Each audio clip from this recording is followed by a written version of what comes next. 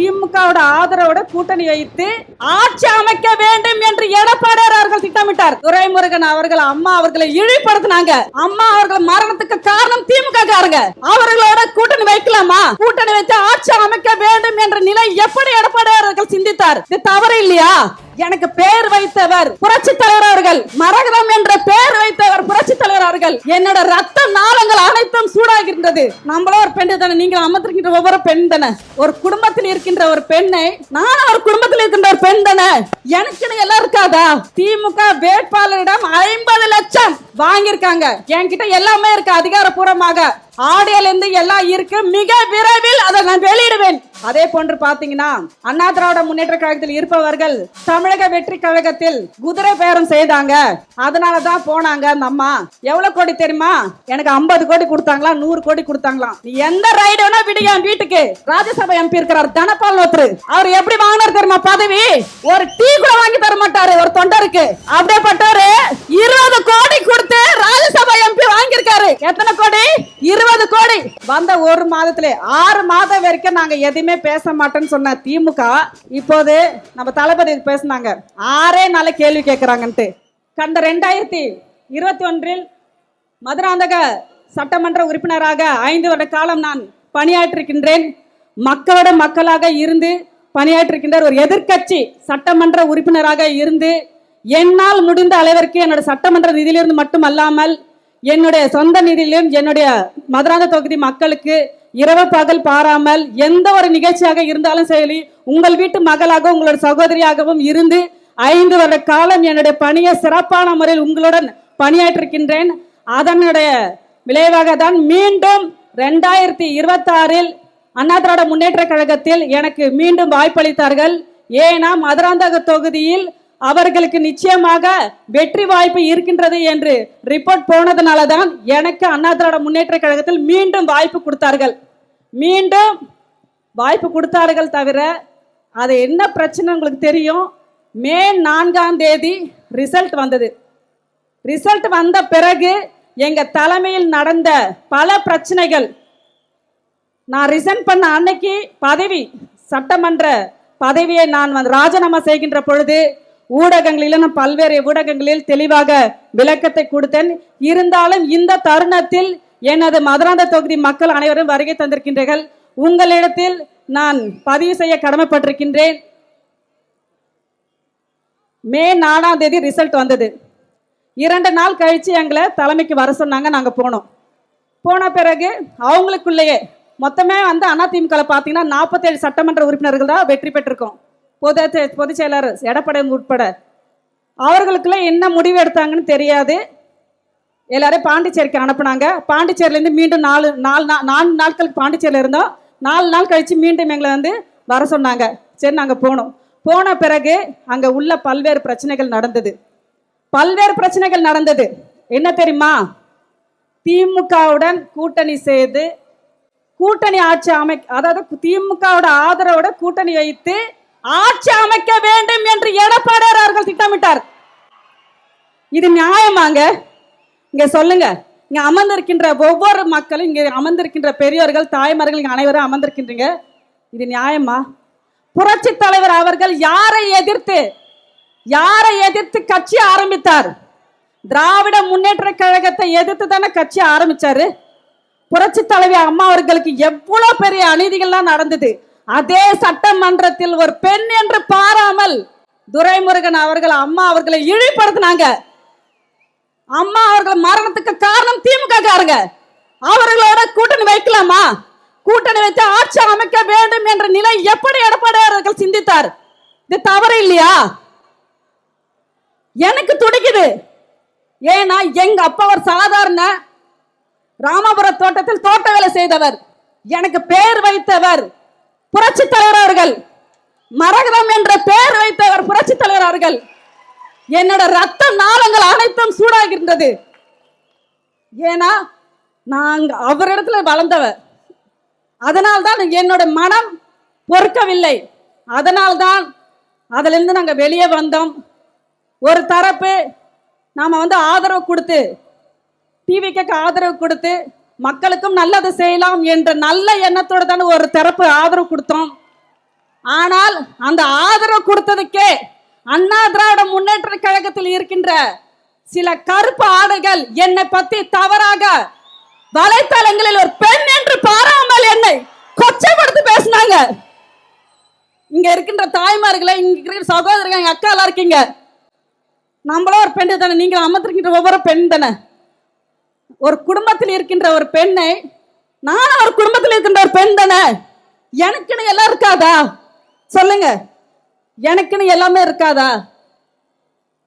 அப்போ அந்த ஒரு பெண்ணை கொச்சப்படுத்தி எந்த அளவிற்கு இழிவுபடுத்தணுமே அதே அதிமுக இருக்கின்ற ஊடகங்கள், சமூக ஊடகங்களில் நீங்க வந்து பதிவிடுகிறீங்க என்றால் நான் எப்படி உங்களோட நான் பயணம் செய்ய முடியும்? செய்ய முடியுமா? சொல்லுங்க. மிகவும் கொச்சப்படுத்தி கேவலமாக எந்த அளவுக்கு போகின்றார்கள். இது மட்டும் இல்லாமல் நடந்து முடிந்த சட்டமன்ற தேர்தலில் இங்க ஒரு மாவட்ட செயலர் ஒருத்தர் இருக்கிறார், ஆறுமுகன்ட்டு. அவருக்கு வந்து போட்டியிடுவதற்கு வந்து வாய்ப்பு கொடுக்கல தேர்தல்ல. அதனால அந்த அம்மா வெற்றி பெறக்கூடாது, மரதகுமரல் வெற்றி பெறக்கூடாது. மதுராந்தக தொகுதியில் என்ன ஒரு டீம் சேர்த்தாரு.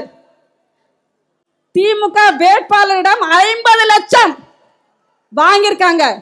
அதிகாரப்பூர்வமாக அனைத்து என்கிட்ட எல்லாமே இருக்கு, அதிகாரப்பூர்வமாக ஆடியோல இருந்து எல்லாம் இருக்கு. மிக விரைவில் அதை நான் வெளியிடுவேன். அப்போ நான் வந்து தமிழக வெற்றி கழகத்துக்கு இணைந்ததற்கு நீங்க இப்படி பேசுறீங்களே, அப்ப நீங்க அதிமுக இருந்துட்டு திமுக உடந்தையாக இதே இரட்டையிலே ஜெயிக்க கூடாது என்பதற்காக திராவிட முன்னேற்ற கழகத்தை சேர்ந்த வேட்பாளரிடம் நீங்க 50 லட்சம் வாங்கியிருக்கீங்க. உங்களுடைய குழுக்கள் அதில் சில ஒன்றை சிலர் இருக்காங்க. நான் வெற்றி பெறவே கூடாது என்பதற்காக பல சதி வேலைகள் எல்லாம் செஞ்சாங்க. அதையும் மீறி மக்கள் எனக்கு வாக்களித்திருக்கிறார்கள் என்றால் என் மீது நம்பிக்கை வைத்து, நான் உழைத்த உழைப்புக்கு நம்பிக்கை வைத்து என்னை வெற்றி பெற வச்சாங்க. சரி, இங்கதான் இந்த தொகுதியில துரோகிகள் இருக்காங்க, தலைமையிலாவது ஒழுங்கா இருப்பாங்கன்னு பார்த்தா தலைமையிலும் எடப்பாடி அவர்கள் திமுக கூட்டு செய்யலாம் என்று நினைத்தாரு. அதையும் இப்போ உடைந்து விட்டது. ஏன்னா தமிழக வெற்றி கழக மாண்புமிகு முதல்வர் தளபதி அவர்கள் முதல்வராக அமரக்கூடாது என்பதற்காக தான் இந்த சதி வேலைகள் எல்லாம் செய்தார்கள். கடவுள் ஒருத்தர் இருக்காரு, தமிழ்நாட்டு மக்கள் இருக்காங்க. தளபதி அவர்கள் தான் முதல்வர். இந்த தமிழகத்தை ஆள போகிறார். 5 வருட காலம் இல்ல, 20 வருட காலம் நம்ம தமிழக முதல்வர் தளபதி அவர்கள் தான் ஆள போகின்றார். இதில் எந்தவித மாற்றமும் கிடையாது. புரட்சி தலைவி அம்மா அவர்கள் மக்களால் தான், மக்களுக்காக நான் என்று தமிழக மக்களின் நெஞ்சங்களில் வாழ்ந்து கொண்டிருக்கும் அவர்கள் அவருக்காக வாழ்ந்து மறைந்தார்கள். அதே போன்றுதான் நம்முடைய தளபதி அவர்கள் தமிழ்நாட்டு மக்களின் நெஞ்சங்களில் வாழ்ந்து கொண்டிருக்கின்றார். அதுவும் அன்பு என்ற ஒரு வார்த்தைக்காக வாழ்ந்து கொண்டிருக்கின்றார், நமக்காக வாழ்ந்து கொண்டிருக்கின்றார். இப்படி துரோகம் செய்த அண்ணா திராவிட முன்னேற்ற கழகத்திலிருந்து தான் நான் வெளியே வந்தேன். இது மட்டும் இல்லாமல் என்னுடைய மக்களுக்கு நான் பல்வேறு தேர்தல் நேரத்தில் அவர்கள் நிறைய வாக்குறுதிகளை கொடுத்தாங்க. இதெல்லாம் நீங்க வந்து இதெல்லாம் நிறைவேற்ற வேண்டும் என்று சொன்னாங்க. ஒவ்வொரு பகுதியிலும் ஒவ்வொரு ஊராட்சியிலும் எங்களுக்கு பல பிரச்சனைகள் இருக்கின்றது, இதை நிறைவேற்றி கொடுங்கள். கடந்த முறை நீங்க எதிர்க்கட்சி சட்டமன்ற உறுப்பினராக இருக்கின்ற பொழுது நீங்க எதையும் செய்யவில்லை அப்படி என்று சொன்னாங்க. இல்ல நிச்சயமாக இந்த முறை வாக்களிங்க, நான் முழுமையாக நிறைவேற்றி கொடுப்பேன், என் மீது நம்பிக்கை வையுங்கள் என்று சொல்லிதான் நான் வாக்குகளை பெற்றேன். ஆனா இப்பொழுது நான் மக்களிடத்தில் போனா எப்படி நான் அதை நிறைவேற்ற முடியும்? அதே போன்று பாத்தீங்கன்னா அண்ணா திராவிட முன்னேற்ற கழகத்தில் இருப்பவர்கள் தமிழக வெற்றி கழகத்தில் குதிரை பேரம் செய்தாங்க. அதனாலதான் போனாங்க. அந்த அம்மா எவ்வளவு கோடி தெரியுமா? எனக்கு 50 கோடி கொடுத்தாங்களா, 100 கோடி கொடுத்தாங்களாம். நீ எந்த ரைடு வேணா விடுங்க வீட்டுக்கு. தமிழக வெற்றி கழகம் ஒரு தூய்மையான ஆட்சி செய்து கொண்டிருக்கின்றார்கள், ஊழலற்ற ஆட்சி செய்து கொண்டிருக்கிறார்கள். நீ எந்த ரைடு வேணா விடு, எனக்கு அதை பத்தி கவலை இல்லை. நான் வாங்கினதானே நான் பயப்படணும், அவங்க கொடுத்தாதானே அவங்க பயப்படணும்.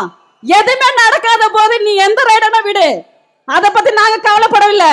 எல்லாத்துக்கும் நாங்க துணிஞ்சுதான் நிக்கிறோம். எங்களோட தளபதி இருக்கின்றார், நம்முடைய தளபதி இருக்கின்றார். அவர் இருக்கின்ற வரை திமுக இல்ல அண்ணா திமுக எந்த கட்சி நம்ம கிட்ட வராது. சிபிஐ ரைடு விடுவாங்களா, குதிரை பேரம் யார் செஞ்சாங்க தெரியுமா? குதிரை பேரம் செஞ்சதே எடப்பாடியார்கள் தான். ஏன்னா சிபிஎஸ் சொன்ன சைடுல நாங்க போனோம்ல, 30 பேர் கையெழுத்து போட்டோம். அந்த 30 பேர் கையெழுத்துல 4 நாள் 5 பேர் தூக்குறாரு. குதிரை பேரம் எங்க நடக்குது? அங்க போய் சிபிஐ வைங்க, போய் அங்க போய் சிபிஐ வைங்க. நான் பயப்பட மாட்டேன். நானு அதே போன்று பார்த்தா இங்க ஒரு ராஜ்யசபா எம்பி இருக்கிறார் தனபால் ஒருத்தர். அவர் எப்படி வாங்கினார் தெரியுமா பதவி? ஒரு டீ கூட வாங்கி தர மாட்டாரு ஒரு தொண்டருக்கு. அப்படியேப்பட்டவரு 20 கோடி கொடுத்து ராஜ்யசபா எம்பி வாங்கியிருக்காரு. எத்தனை கோடி? 20 கோடி. அப்போ எத்தனையோ தொண்டர்கள் இருக்காங்க, அவங்களுக்கு ஒரு வாய்ப்பு கொடுக்கலாம்ல. தேமுதிக கூட்டணியில் இருக்காங்க, அவங்களுக்கு கொடுக்கறேன்னு சொல்லிட்டு ராஜ்யசபா எம்பி கொடுக்கறேன்னு சொல்லிட்டு, அப்ப பணத்துக்கு விலை போனது யாரு? ராஜ்யசபா எம்பி கொடுத்தாருல, எத்தனை கோடி கொடுத்தாருன்னு அங்க போய் சிபிஐ ரைடு வைங்க. இதெல்லாம் அதிமுக நடக்குது. இந்த மாவட்ட செயலாளர் ஆறுமுக அவர்கள் திமுக வேட்பாளர் 50 லட்சம் வாங்கியிருக்காரு. ஒரு கூட்டு சதி நடக்குது. இதெல்லாம் நடக்குது. இவங்க வந்து தமிழகத்தை ஆளுகின்ற நம்முடைய தமிழக முதல்வர் தளபதி அவர்கள் குதிரை பேரம் செய்கின்றார். ஆட்சிக்கு வந்து இன்னும் 1 மாசம் கூட ஆகலங்க. இதுக்குள்ள தமிழகம் இப்படி நடக்குது, அப்படி நடக்குது. நீங்க தானே தொடர்ந்து திமுக அதிமுக இருந்தீங்க.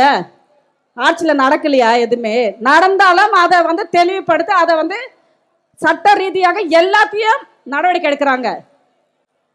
வந்த 1 மாதத்திலே 6 மாதம் வரைக்கும் நாங்க எதுவுமே பேச மாட்டோம்னு சொன்ன திமுக இப்போது நம்ம தளபதி பேசினாங்க 6 நாள் கேள்வி கேட்கிறாங்கன்ட்டு. இதுதான் திமுக. திமுக பொறுத்த வரைக்கும் பார்த்தீங்கன்னா திமுக அதிமுக இவங்க 2 பேருமே எப்படின்னா எந்த வழியிலனா போவாங்க. தயவுசெய்து மக்களே, இங்க வருகை தந்திருக்கின்ற மதுராந்த தொகுதி மக்கள் அனைவருக்கும் உங்களை வீட்டு அன்பு சகோதரி நெருக்கடி, என்னோட நெருக்கடினாலதான் வலைத்தளங்களை என்னை பத்தி தவறான பதிவு செய்ததுனாலதான் மக்களுக்கு என் கோரிக்கை செய்ய வேண்டும். அதே போன்று பாத்தீங்கன்னா அதிமுக இருக்கின்ற கருப்பு ஆடைகள் அவருடைய முகத்தில் முழிக்க கூடாது என்பதற்காக தான் தமிழக வெற்றி கழகத்தை நான் தான் நாடி போனேன்.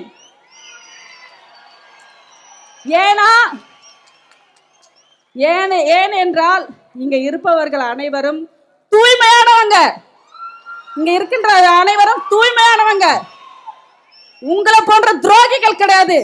புரட்சி தலைவர் அம்மார்கள் மறைவதற்கு முன்பு சொன்னாங்க, நான் எத்தனை எதிரிகள் நான் நேருக்கு நேர் சந்திப்பேன், ஆனா என்னோட முதுகில் குத்துறீங்கன்னு சொன்னாங்க பாருங்க. அதேதான் அதிமுக இருக்கின்ற ஒவ்வொருவரும் செய்து கொண்டிருக்கின்றார்கள். இவர்களை முறியடிக்க வேண்டும் என்றால் தயவுதே சொல்றேன், அதிமுக இருக்கின்ற அனைவரும் சொல்கின்றேன், தமிழக வெற்றி கழகத்தில் முதல் தளபதி அவர்கள் புரட்சி தலைவர் புரட்சி தலைவி அம்மாவுடைய மறு உருவமாக நாம் பார்க்கின்றோம். நீங்க யாரும் கவலைப்பட வேண்டாம். இங்க செங்கல்பட்டு மாவட்டத்திலிருந்து 4 தொகுதியிலிருந்தும் அதிகமாக மதுராந்த தொகுதியில் வருகை தந்திருக்கின்றீர்கள். திருப்பூர், செய்யூர், செங்கல்பட்டிலிருந்து வருகை தந்திருக்கீங்க. யாரும் கவலைப்பட வேண்டாம். நமக்கான நிலையான இடம் தமிழக வெற்றி கழகம் மட்டும்தான்.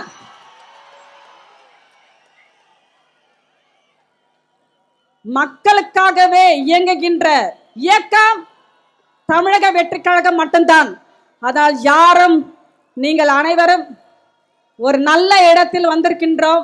நமக்கான நிலைமை நிச்சயமாக உயர்ந்த நிலைமைக்கு நம்ம போவோம் என்று சொல்லிக்கொண்டு, தமிழக மக்களின் பாதுகாவலர், இளைஞர்களின் நம்பிக்கை, பெண்களின் காவலர், ஏழைகளின் உறவினர், தமிழ்நாட்டின் பெருமைமிகு முதலமைச்சர் அண்ணன் தளபதி அவர்கள் மக்களின் பாதுகாப்பை தனது பொறுப்பாகவும் மக்களின் முன்னேற்றத்தை தனது லட்சியமாகவும் கொண்ட தமிழ்நாட்டு நிரந்தர நம்பிக்கையும் நட்சத்திர நாயகன் மாண்புமிகு முதலமைச்சர் அண்ணன் அவர்கள் பெண்களின் பாதுகாப்பு, இளைஞர்களின் வளர்ச்சி, ஏழை மக்களின் நலன், விவசாயிகளின் முன்னேற்றம் என ஒவ்வொரு குடும்பத்தின் கனவுகளையும் நனவாக பாடுபடும் மக்கள் தலைவர்.